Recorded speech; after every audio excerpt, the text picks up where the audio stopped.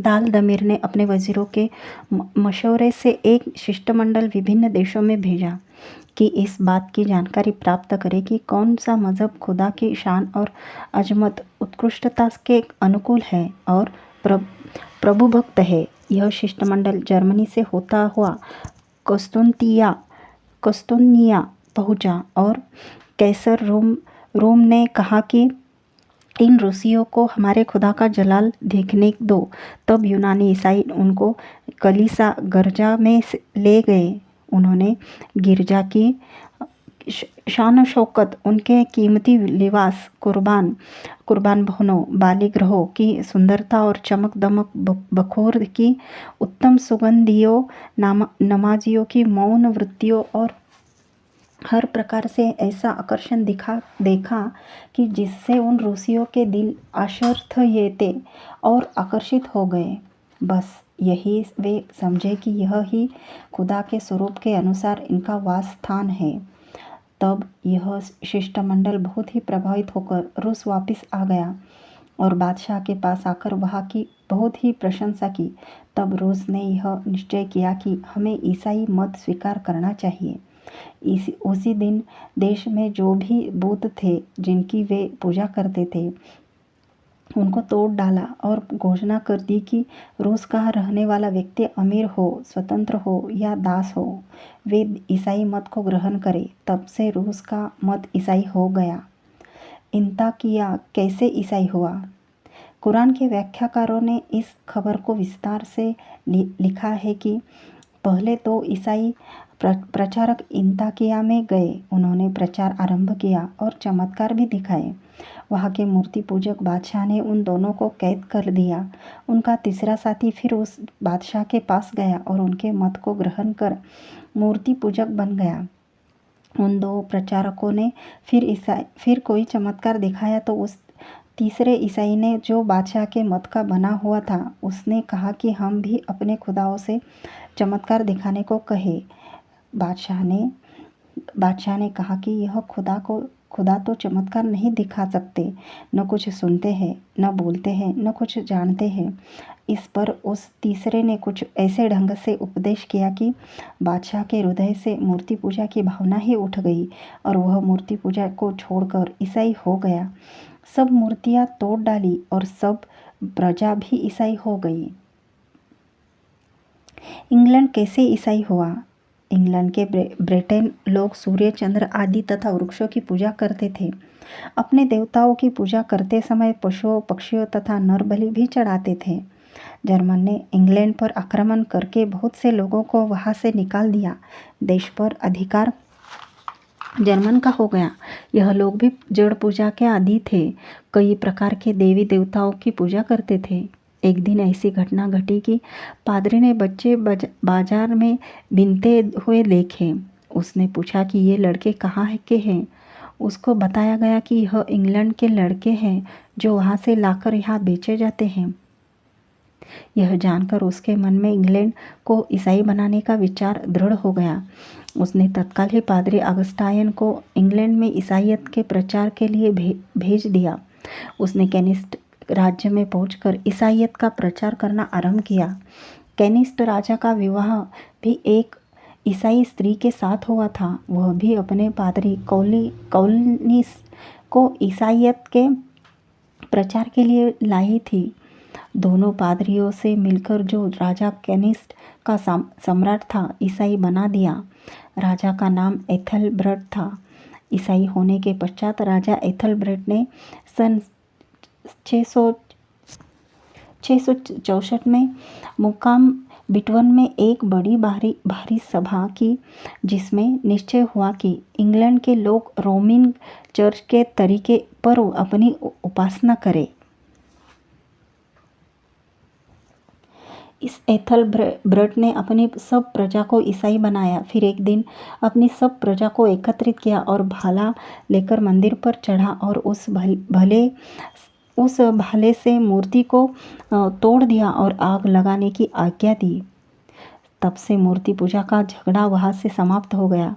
उसके पश्चात जब अल्फ्रेड बादशाह हुआ तो उसने मूर्ति पूजा के विरुद्ध ईसाईयत का प्रचार आरंभ किया। निजरान कैसे ईसाई हुआ? निजरान के लोग एक बहुत बड़े वृक्ष की पूजा किया करते थे। पादरी फैमो वहाँ गया। उसने लोगों को उन वृक्ष की पूजा से रोका। अंत में ईसाई होने की बात इस शर्त पर ठहरी कि यदि वृक्ष गिर जावे तो हम ईसाई हो जाएंगे। सहसा अकस्मात ही उन दिनों एक ऐसा तूफान आया कि वह वृक्ष जड़ सहित गिर गया। गिरने से वहाँ के लोग ईसाई हो गए। मद्रास के मूर्ति पूजक ईसाई हुए। कटिल मद्रास के 3000 मूर्ति पूजक हिंदू मेड़ साहिब के हाथ से ईसाई हुए और कडारना मद्रास के 3000 बुत परस्त हिंदू बैनराज साहिब के हाथ से 1833 में ईसाई हुए। मनोहर मद्रास और परिमली मद्रास के 7000 हिंदू 1860 में ईसाई हुए और जिन्होंने मूर्तियों को तोड़ डाला और मंदिरों को गिरा दिया। गोवा में ईसाई राज्य के अत्याचार। 1447 ईसा के पश्चात सरकार ने यह आज्ञा जारी की कि गोवा और पुर्तगाल की बस्तियों में मूर्तियाँ की तलाश की जावे और उनको नष्ट कर दिया जावे। जो कोई किसी मूर्ति को बनाने का साहस करे उसे कठोर दंड दिया जावे। जो किसी ब्राह्मण को छुपावे तथा उसकी रक्षा करे उसको अपराधी ठहराया जावे। 1545 में राज्य ने आदेश दिया कि गोवा में सब मंदिरों को तोड़ो और मूर्तियां का नाश कर दो। फिर 1564 में आज्ञा दी कि गोवा प्रदर्शन में जो मूर्तियां हैं उनका नाश करो। हिंदुओं के उत्सव बंद करो। ब्राह्मणों को देश से निकाल दो। जो मूर्ति पूजा करे उसे कठोर से कठोर दंड दिया जावे। जैसे भी हो सके हिंदुओं का नाश करो। सन 1547 में अल्बुकर्क ने हिंदू धर्म का उच्छेद करने के लिए सब ग्रंथ एकत्रित करके हजारों ग्रंथ भस्म कर दिए। 25 मार्च सन 1557 को आज्ञाएं दी गई हिंदुओं के मंदिरों को तोड़ा जाए, सब मूर्तियां नष्ट कर दी जाए। भविष्य में मूर्तियां का उत्सव न किया जाए। यदि किसी ने मूर्ति का उत्सव किया तो उसकी संपत्ति छीन ली जावे और उसे बलात् जहाज पर काम करने को भेजा जावे। 1560 में सब ब्राह्मणों को गोवा से निकाल दिया गया और उनकी संपत्ति सब ईसाइयों को दे दी गई। मलाबार तट पर पुर्तगालियों के अत्याचार।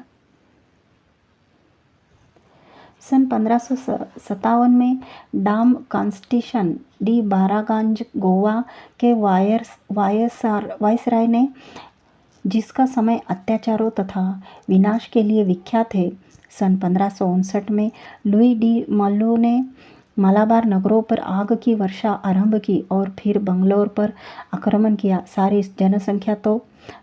सारी जनसंख्या को कत्ल करके नगर को जला दिया और इसी साहिल तट पर जितने नगर और ग्राम थे सबका विनाश कर दिया। सन 1560 ईसा में आर्च विश्व कायम हुआ, जिसने फ्रांस की सलीबी जंग को भी भुला दिया। गोवा और उसके अंतर्गत और आसपास रहने वाले लोगों को बलात् जबरदस्ती ईसाई बनाना आरंभ कर दिया। जिसने इनकार किया उसे कई प्रकार की यातनाएं दी गई और बंदी गृह में डाल दिया गया। बराबर 4 वर्ष लूटमार और विनाशकारी आपत्तियां प्रचलित रही। सन 1568 में वायसराय ने मस्कोयेटा को 3 जहाज देकर भेजा कि मालाबारियों के जहाज का विनाश कर दिया जावे। मस्कोयेटा में आते ही 24 जहाज पकड़ लिए और 2-2, 3-3 को डुबोना आरंभ कर दिया। बहुत से लोगों के सिर काट डाले और बहुतों को समुद्र में फेंक दिया। इस प्रकार वहाँ के 2000 लोग मारे गए। वहाँ के निवासी हाहाकार करने लगे और उनके चरित्र चिल्ला उठे और उन्होंने विचार कर लिया कि जैसे भी हो सके इन जालिमों के पंजों से छुटकारा प्राप्त करना चाहिए। इसी कारण कनानौर में उनके साथ बड़ा भारी युद्ध हुआ, जिसमें नारोन्हा सेनापति ने देश का विनाश कर डाला और 40,000 ताड़ व खजूर के पेड़ काट कर देश को नंगा कर दिया। पादरियों के भयंकर अत्याचार एवं कत्लेआम। एक तो बीजानगर के विनाश ने गोवा के व्यापार को खत्म कर दिया और दूसरा कारण यह हुआ कि पादरियों ने वहाँ के निवासियों मजहबी मंतकों में दखल देना आरंभ कर दिया और अन्य धर्मावलंबियों को उनके धार्मिक कर्तव्यों से भी रोक दिया।